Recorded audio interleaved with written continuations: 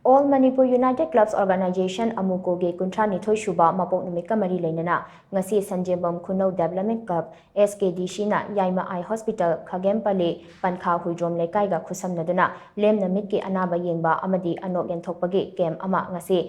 Imphal East District ke Nongpok Sanjembamda Pangthokre Kem Asiga Mari Lenana Amuko na Thadorapa Cherol Amanahai Ngasigi kem aduda maru oina Yaima Eye Hospital gi Optometry and Anjali kem coordinator El Rishikanta Optometry Priya amadi hospital asigi staff kaya yauna pangthokiba kem aduda lemna mit laying bagaloinana lemna ano genthoki kem aduda amuko gi Vice President K Helen Secretary Organization Laishram Krishna Chandra Assistant Secretary Organization Y Inaungcha amadi Executive Member M Premjit na chingbasu sarukyaki ngasigi mit laying bagi kem aduda Nupa Nupi Amade Angang Punna Miyoi Jamaga Marifuna Sarukyake Kem Asi Lakliba February Tarani Toida Pangtoka Doriba Amukogi Kuntrani Shuba Mapok Kumonga Mari Lena Pangtokpani Amukogi Mapok Numina Lakpada Iramdam Asige Miyamna Punna Hingminaba Amade Punna Chaukat Minanaba Hyper Pandam Asida Achet Pafiret Tamduna